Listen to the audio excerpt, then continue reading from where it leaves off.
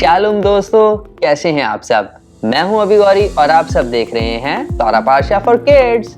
तो दोस्तों, आज का हमारा जो पारशा है, दरअसल ये 2 पारशोत हैं और ये शुरू होते हैं गिनती की किताब उसके 30वें बाब उसकी पहली आयत से और ये इख्तिताम पाते हैं गिनती की किताब उसके 36वें बाब उसकी 13 आयत पर, जहां पर गिनती की किताब खत्म होती है।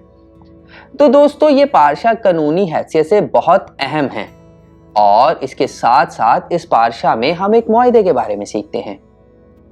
इस पारशा में हमें यह पता चलता है कि अगर मर्द कोई मन्नत माने या अपने ऊपर कोई फर्ज ठहराए तो उसको पूरा करना लाज़िम व मलज़ूम है। वो जो बात अपने मुंह से निकालता है उसको उसे पूरा करना है। मगर ऑन द कॉन्ट्ररी, दूसरी तरफ अगर औरत कोई मन्नत माने या कोई फर्ज अपने ऊपर ठहराए तो जरूर है कि वो उसको पूरा करे।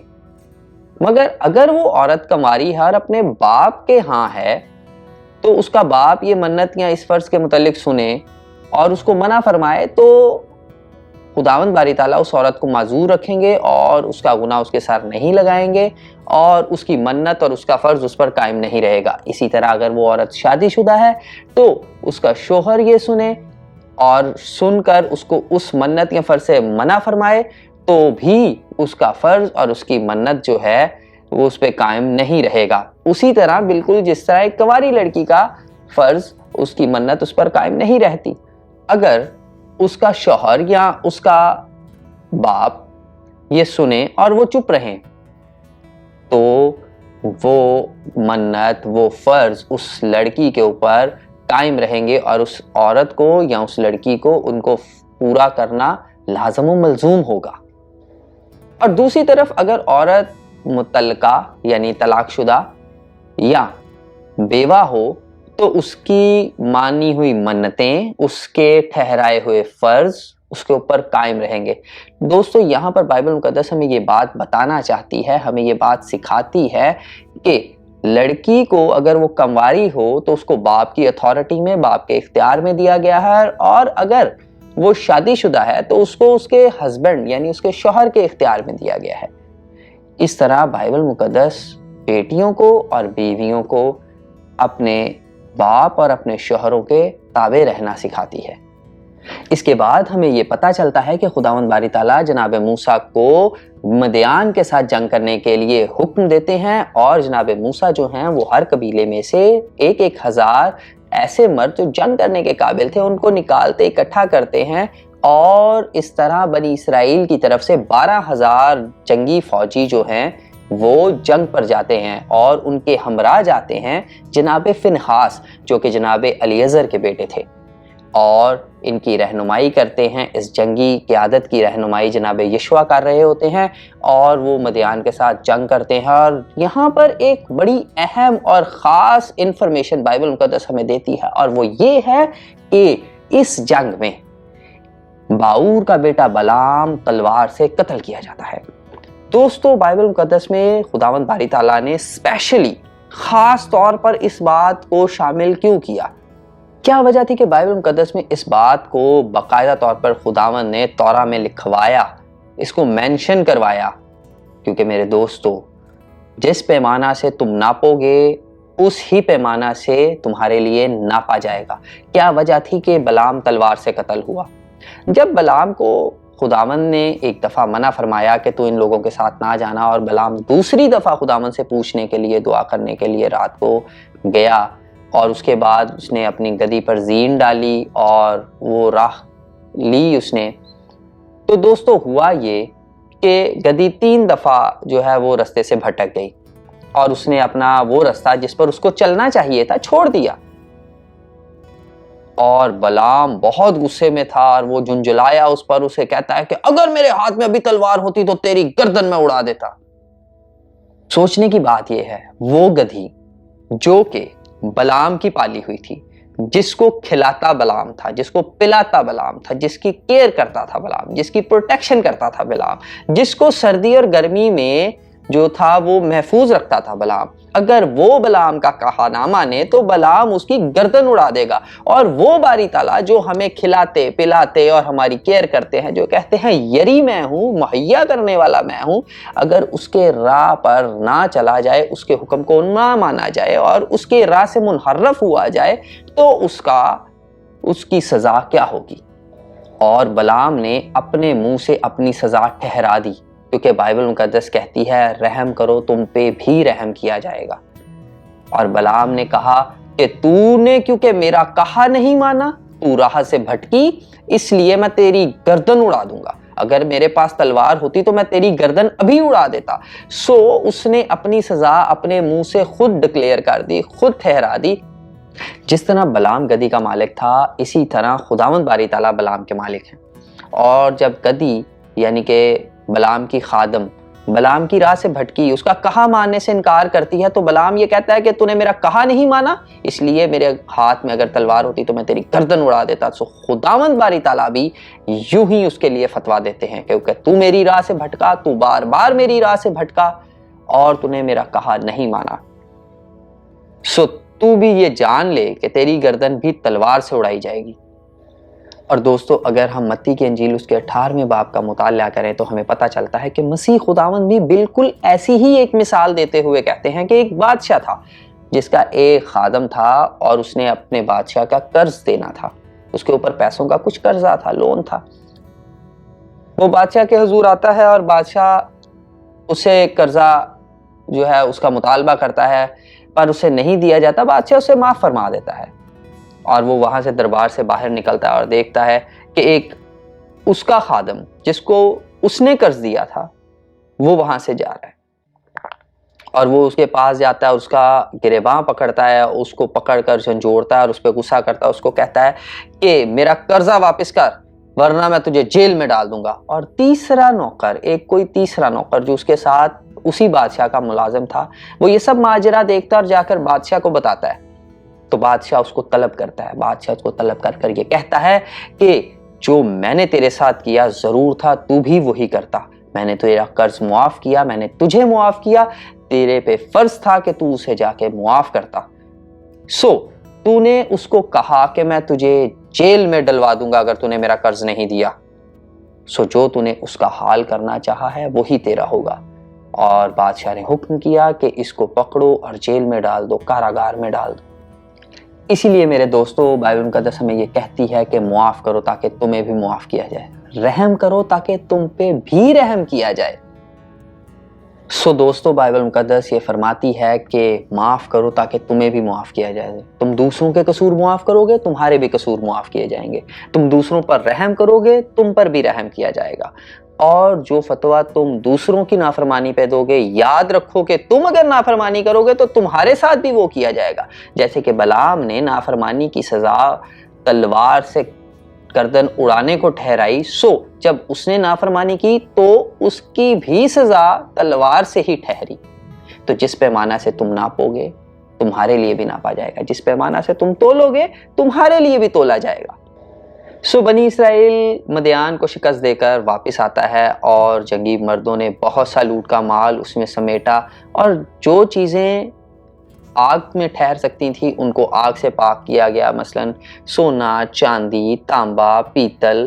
اور جو چیزیں آگ میں نہیں ٹھہر سکتی تھیں مثلا کپڑے اور چمڑے، ان سب کو پانی سے دھو کر پاک کیا گیا. اور انسانوں نے بھی جو ہے وہ نہا دھو کر اور ان طہارت کے ایام کو جو کہ کتاب مقدس بتاتی ہے ان ایام کو پورا کیا.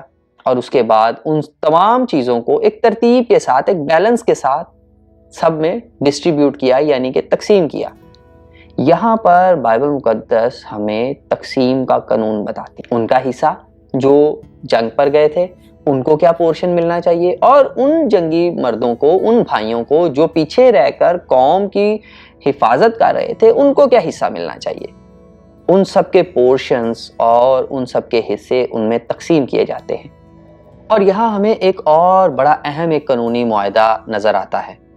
ابھی بنی اسرائیل کا یہ آخری سال تھا، ابھی انہوں نے یردن پار نہیں کیا تھا، وہ مشرق کی طرف تھے کہ روبن کا قبیلہ اور جد کا قبیلہ جناب موسیٰ کے پاس آئے اور ان سے کہنے لگے کہ ہمیں یزیر اور جلاد جو ہے وہ میراث کے طور پر دے دیں. اور یہ بڑی اہم بات تھی. دوستو اگر آپ جناب موسیٰ کی جگہ ہوتے تو آپ کیا فیصلہ کرتے؟ کیا آپ انکار کر دیتے؟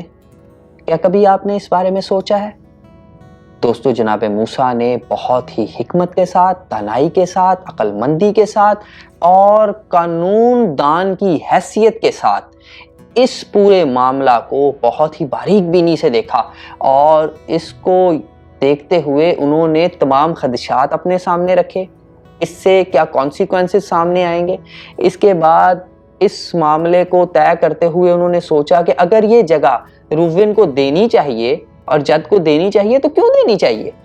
اگر جد اور روبن کو انکار کرنا چاہیے، ان کو یہ جگہ نہیں دینی چاہیے تو کیوں نہیں دینی چاہیے؟ اس کو دینے سے کیا فائدہ ہوگا اور اس کو نہ دینے سے کیا فائدہ ہوگا؟ اس کو انکار کرنے سے کیا نقصان ہوگا اور اس کو انکار نہ کرنے سے کیا نقصان ہوگا؟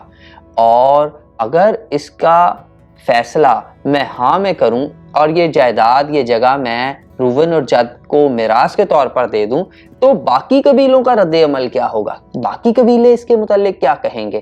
کیا وہ اس سے ایگری کریں گے؟ وہ ڈس ایگری کریں گے؟ وہ بھی اس جگہ مانگیں گے؟ کیا ہوگا؟ اس سب معاملے کو انہوں نے ایک بزنس ڈیل کی طرح، ایک معاہدے کی طرح بہت ہی اچھے طریقے سے کریک کیا. جناب موسیٰ نے اس معاہدے کے بارے میں بہت غور و فکر کیا اور اس کو بہت سیکیور طریقے سے اس کے ہر پہلو پر نظر کی اور ہر طرح کے خدشات کو سامنے رکھا اور ہر طرح کے فائدے اور نقصان پر نظر کرتے ہوئے، باقی قبیلوں کے رد عمل پر نظر کرتے ہوئے انہوں نے اس معاہدے کو، اس ڈیل کو طے کرنے کا سوچا. اور بزرگ موسیٰ روبن اور جد کو کہتے ہیں کہ تمہارے بھائی لڑائی پر جائیں اور تم یہیں بیٹھے رہو. تم کیوں بنی اسرائیل کو پار اتر کر اس ملک میں جانے سے جو خداوند نے ان کو دیا ہے بے دل کرتے ہو؟ تمہارے باپ دادا نے بھی جب میں نے ان کو کادش برنا سے بھیجا کہ ملک کا حال دریافت کریں تو ایسا ہی کیا تھا. تب روبن اور جد کے قبیلے کے لوگ بزرگ موسیٰ کو سمجھانے کی کوشش کرتے ہوئے ان کے قریب آئے اور ان سے کہنے لگے کہ ہم اپنے چپایوں کے لیے یہاں بھیڑ شالے اور بال بچوں کے لیے شہر بنائیں گے، پر ہم خود ہتھیار باندھے ہوئے تیار رہیں گے، بنی اسرائیل کے آگے آگے چلیں گے جب تک کہ ان کو ان کی جگہ تک نہ پہنچا دیں، اور ہمارے بال بچے اس ملک کے باشندوں کے سبب سے فصیلدار شہروں میں رہیں گے، اور ہم اپنے گھروں کو پھر واپس نہیں آئیں گے جب تک بنی اسرائیل کا ہر ایک مرد، ہر آدمی اپنی میراث کا مالک نہ ہو جائے. اور انہوں نے یہ بھی کہا کہ ہم ان میں شامل ہو کر یردن کے اس پار اس سے آگے میراث نہ لیں گے، کیونکہ ہماری میراث یردن کے اس پار مشرق کی طرف ہم کو مل گئی. جناب موسیٰ نے ان سے کہا کہ اگر تم یہ کام کرو اور خداوند کے حضور مسلح ہو کر لڑنے جاؤ اور تمہارے ہتھیار بند جوان خداوند کے حضور یردن پار جائیں جب تک کہ خداوند اپنے دشمنوں کو اپنے سامنے سے دفع نہ کرے اور وہ ملک خداوند کے حضور قبضہ میں نہ آ جائے، تو اس کے بعد تم واپس آؤ، پھر تم خداوند کے حضور اور اسرائیل کے آگے بے گناہ ٹھہرو گے، اور یہ ملک خداوند کے حضور تمہاری ملکیت ہو جائے گا. لیکن اگر تم ایسا نہ کرو تو تم خداوند کے گناہگار ٹھہرو گے، اور یہ جان لو کہ تمہارا گناہ تم کو پکڑے گا. اور دوستو اس کے ساتھ وہی ہوا جس کا خدشہ جناب موسیٰ کو پہلے سے تھا، جس کو انہوں نے بھانپ لیا تھا کہ یہ بھی ہو سکتا ہے. انہوں نے تمام رسک جو تھا اس کی اسیسمنٹ نکالی، انہوں نے تمام رسک، جتنا رسک اس پورے معاملہ میں ہو سکتا تھا انہوں نے سوچا. اور دوستو دیکھنے کی بات یہ ہے کہ جو انہوں نے سوچا وہ ہو بھی گیا. اور ہوتا یہ ہے کہ منسے کا آدھا قبیلہ آ کر کہتا ہے جناب موسیٰ سے کہ روبن اور جد کے ساتھ ہمیں بھی میراث میں حصہ اسی طرف دے دیں، کیونکہ ہمارے پاس بھی بھیڑ بکریاں اور مال و دولت اور چیزیں کافی زیادہ ہیں، ہم ادھر ہی سیٹل ہونا چاہتے ہیں. اور اسی بات کا جناب موسیٰ کو خدشہ تھا. دوستو روبن اور جد کے قبیلہ نے، کیونکہ ان کے پاس جانور کافی زیادہ تھے، انہوں نے سوچا کہ یہ ایریا، یہ حصہ میراث کا ترائی والا ہے، دریا ساتھ لگتا ہے، ہریالی ہے، سبزہ ہے، جانوروں کے لیے چارہ بہت ہے. ان کی آنکھوں کو ہرا ہرا دکھائی دیا. ان کو فائدہ دکھائی دیا. ہمیں بھی اپنے بہت سے معاملات میں کئی دفعہ دیکھنے میں چیزوں میں فائدہ نظر آتا ہے, ہم اس کی ٹوٹل رسک اسیسمنٹ نہیں نکالتے. روون اور جد نے یہ بالکل نہیں سوچا کہ ہم یہ کریں گے تو ہمارے باقی بھائی ان کے اوپر اس کا کیا اثر پڑے گا, لیکن جناب موسیٰ نے سوچا اور وہ جانتے تھے کہ اس کو کیسے قانونی حیثیت سے ٹیکل کرنا ہے. اس لیے انہوں نے معاہدہ ایسا بنایا کہ تمہیں یہ میراث تب ملے گی جب تم اپنے بھائیوں کے ساتھ آگے جاؤ اور جنگ لڑو اور ان کو سیٹل کرو گے تو ہی تم بھی سیٹل ہو پاؤ گے, ورنہ اس جائیداد میں تمہیں کوئی حصہ نہیں ملے گا. اور دوستو, منسے کو بھی وہاں جگہ دی گئی. دوستو, ہمیں اپنے معاملات میں, روزمرہ زندگی میں کئی دفعہ قانونی معاملات کا سامنا کرنا پڑتا ہے, کئی دفعہ گھر کی جائیداد کے بٹوارے کا سامنا کرنا پڑتا ہے, کئی دفعہ اپنے بزنس میں کئی قانونی معاملات کا سامنا کرنا پڑتا ہے. تو اس کے لیے خداوند سے ہمیں حکمت مانگنی چاہیے, ہمیں عقل اور دانائی مانگنی چاہیے, تاکہ ہم بزرگ موسیٰ کی طرح پراپرلی رسک اسیسمنٹ کر سکیں, ہر چیز کا فائدہ اور نقصان بھانپ سکیں, جان سکیں, اس کو کیلکولیٹ کر سکیں کہ اس سے کتنا فائدہ ہوگا, کتنا نقصان ہوگا, کس کام کو کیسے کرنا ہے, کس میں فائدہ ہے, کس میں نقصان ہے, اگر نقصان ہے تو کیا اس کو برداشت کیا جا سکتا ہے. اس سب چیز کو کیلکولیٹ کرنا ہمیں بائبل مقدس سکھاتی ہے. جیسے بزرگ موسیٰ نے رسک کو, اپنے سارے خدشات کو اپنے سامنے رکھتے ہوئے جو ہے وہ روون اور جد کے ساتھ ایک ڈیل کریک کی, اسی طرح ہمیں بھی اپنے معاملات کو دیکھتے ہوئے اور قانون کو سامنے رکھتے ہوئے اور ہر قسم کا نقصان اور فائدہ اپنے سامنے رکھتے ہوئے کام کرنا چاہیے. دوسری اہم اور خاص بات اس پارشہ میں یہ تھی کہ ہمیں دوسروں کے ساتھ محبت اور پیار سے پیش آنا چاہیے. بائبل مقدس کہتی ہے کہ تم وہ کام دوسروں کے ساتھ مت کرو جو تم نہیں چاہتے کہ لوگ تمہارے ساتھ کریں, سو رحم کرو تاکہ تم پہ بھی رحم کیا جائے, ترس کھاؤ تاکہ تم پہ بھی ترس کھایا جائے. سب کے ساتھ محبت سے پیش آؤ, معاف کرو تاکہ تمہیں بھی معاف کیا جائے. اسی کے ساتھ یہاں پر گنتی کی کتاب کا اختتام ہوتا ہے اس پارشہ کے ساتھ. امید کرتا ہوں آپ کو یہ ویڈیو پسند آئی ہوگی. پھر ملاقات ہوگی ایک نئے پارشہ کے ساتھ, ایک نئی ویڈیو کے ساتھ. تب تک کے لیے دیں مجھے اجازت. شالوم.